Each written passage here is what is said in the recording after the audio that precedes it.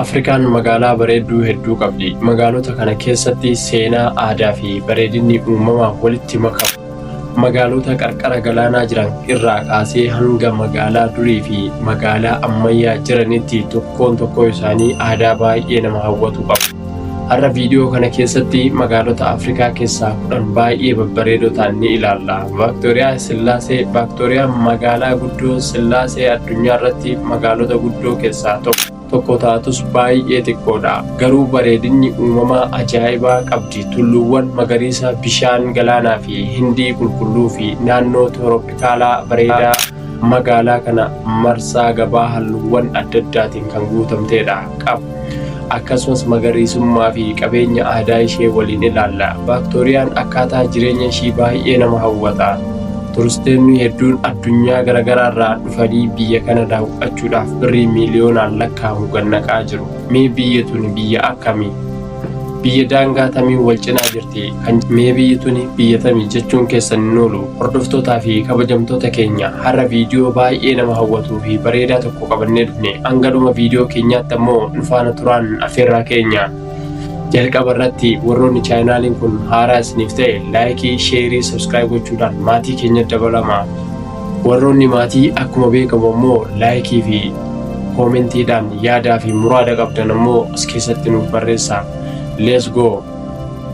Egaa hordoftootaa fi kabajamtoota keenya walitti deebinee jirra. Lakkoofsa 10 Vaaktooriyaa Saayileesii. Vaaktooriyaa magaalaa guddoo Saayileesii addunyaa irratti magaalota guddoo keessaa tokko taatus baay'ee xiqqoodha. Garuu bareedina uumamaa ajaa'ibaa qabdi. Tulluuwwan magariisa, bishaan galaanaa, hindii qulqulluu fi naannoo tiraappikoolaa bareedaa magaalaa kana keessatti argamu. Gabaa halluuwwan adda addaa qaban, magariisummaa fi qabeenya aadaa ishee waliin Vaaktooriyaa hawwata. Turistoonni hedduu gara biyya kanaa dhufanii daawwachuu turan. Akkasumas ijaarsa bara kolonii fi bareedina uumamaa walitti makuun Vaaktooriyaa magaalaa Afrikaa keessaa tokko kan baay'ee nama hawwattudha. Lakkoofsa 9 Abujaan Naayijeeriyaati. Abujaan magaalaa guddoo Naayijeeriyaa karoora magaalaa qulqulluu fi ijaarsa ammayyaatiin beekamti. Daandiiwwan bal'aa, paarkiiwwan babbareedoo fi gamoowwan mootummaa gurguddoo magaalaa kana miidhagsu hedduus qabdi. Tulluuwwan Askoorookii immoo mallattoo beekamaa Abujaati. Mul'ata magaalaa irratti dudduubee ajaa'ibaa uuma. Abujuun magaalota gurguddoo Afrikaa hedduu caalaa tasgabbaa'aa fi qindaa'aa ta'uu isheetiin beekamti. Lakkoofsa 8 Gabroonee Baastawaanaa. Gabrooneen magaalaa guddoo Baastawaanaa karaa magaalaa ammayyaa, qulqullinnaa fi ijaarsa bareedaa isheetiin beekamti. Daandiiwwan bal'aa, biqiltuuwwanii fi gamoowwan mootummaa naannoo magaalaa kanaa hedduu miidhagsu. Gabrooneen jireenya gaarii, tasgabbaa'aa siyaasaa fi guddina diinagdee isheetiinis beekamti.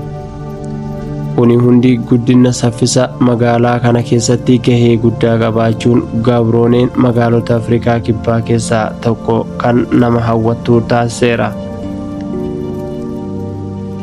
Lakkoofsa 7 Wiindeekii Naambiyaa. Wiindeekii magaalaa guddoo Naambiyaa qulqullina daandiiwwanii fi karoora sirrii isheetiin adda baati. Magaalittiin tulluuwwan gadi fagoo fi uumama ajaa'ibaa gidduutti argamti. Ijaarsa ammayyaa Afrikaa fi Garman koloniin aktiivitarii walitti makuun Wiindeekiin bifa addaa qabaa turte. Naannoon qulqulluun magariisummaa fi tasgabbii isheetiin Wiindeek magaalota Afrikaa keessaa jiraachuuf mijatoo ta'an keessaa tokkodha.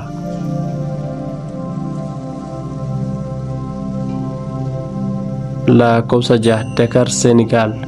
Dakar magaalaa guddoo Senegaal qarqara galaana Atlaantikii irratti argamti.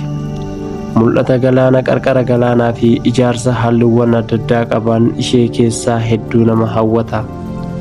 Muuziqaa, aartii fi faashinii keessattis beekamtii guddaa qabdi. Afrikaan Rooyinsis Moontentiin immoo mallattoo beekamaa magaalaa kanaati. Ijaarsa ammayyaa fi aadaa Afrikaa walitti makuun Dakar amala addaa qabdi. Lakkoofsa 5 Luwaandaa Angoolaa. Lowaandaan magaalaa guddoo Angoolaa qarqara galaana Atlaantik irratti argamtu bareedina addaa qabdi. Magaalittiin iskaayii ammayyaa jireenya magaalaa socho'aa fi qarqara galaanaa ajaa'ibaa qabdi. Maarginaal jedhamuun kan beekamu daandii qarqara galaanaa, mul'ata galaanaa fi gamoowwan magaalaa bareedaa agarsiisa. Lowaandaan seenaa kolonii Poortugaalii fi ijaarsa ammayyaa walitti makuun bifa addaa uumteetti. Lakkoofsa 4 Kiigaalii. Lakkoofsa 4 Kiigaalii Riwaandaa. Kiigaaliin magaalaa guddoo Riwaandaa qulqullina isheetiin Afrikaa keessatti beekamtu keessaa tokko. Magaalittiin tulluuwwan magariisa irratti ijaaramteerti. Kunis mul'ata ajaa'ibaa uuma. Daandiiwwan sirriitti kuufaman naannolee qindaa'anii fi magariisummaa hedduu Kiigaalii fi bifa ammayyaa kennu. Kiigaaliin nageenya tasgabbii eegumsa naannoo isheetiin beekamti. Kanaaf Kiigaaliin magaalota Afrikaa keessaa baay'ee bareedduu ta'an keessaa tokko taatee jirti. Lakkoofsa 3 Finfinnee Itoophiyaadha. Finfinneen magaalaa guddoo Itoophiyaa gara Entoto jala kan argamtu yoo taatu, olka'iinsa isheetiin qilleensi mijataa qabdi. Tulluuwwan magariisa, daandiiwwan bal'oo fi gamoowwan ammayyaa magaalaa kanaaf bifa hawwataa kan kennu qabdi. Finfinneen aadaa fi seenaa dheeraa akkasumas ijaarsa ammayyaa waliin walitti makamuun amala addaa qabdi. Bara dhiyoo asitti misooma bu'uuraalee misoomaa fi ijaarsa magaalaa keessatti guddinni guddaan mul'ateera. Kanaaf Finfinneen magaalota Afrikaa keessaa bareedinaan ishee tokkoffaa ta'uudhaaf deemaa jirti. Lakkoofsa 2 Naayiroobii Keeniyaa. Naayiroobiin magaalaa guddoo Keeniyaa jireenya magaalaa fi uumama walitti makuun kan addaa taatee argamti. Wantoota Naayiroobiin addatti beekamtu keessaa tokko Naayiroobiin Naashinaal Paarkii kan naannoo giddugala magaalaa irraa fagoo osoo hin taane argamtudha. Magaalittiin gamoowwan ol ka'oo magariisa, naannolee socho'oo fi bakka bashannanaa hedduu qabdi. Akkasumas manneen nyaataa aadaa, bashannanaa fi iddoowwan turistii magaalittii hawwatan taasisaadha. Uumamaa fi guddina magaalaa walitti makuun Naayiroobii magaalota Afrikaa keessaa baay'ee bareedoo ta'an keessaa tokko taasisa. Dhumarratti lakkoofsa 1 irratti kan argamu Kaapitoon Afrikaa Kibbaati. Kaapitoon uumama ajaa'ibaa hedduun kan marfamteedha.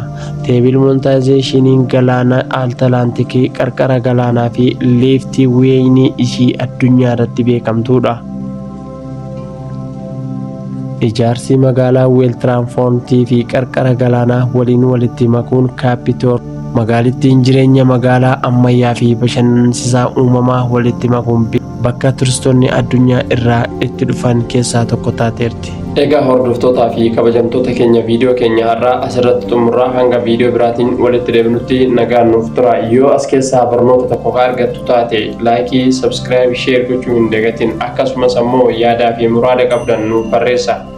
Biyya kamirraa nu barreessaa jirtan Afrikaadhaa, Eeshiyaa, Awurooppaa biyyoota jirtanirraa bakka akkanaatti jedhaati nu barreessaa. Akkasuma immoo qaxxaayee yookiin immoo paartii lammaffaa eessa akka qabadhee isiniif viidiyoo barbaaddan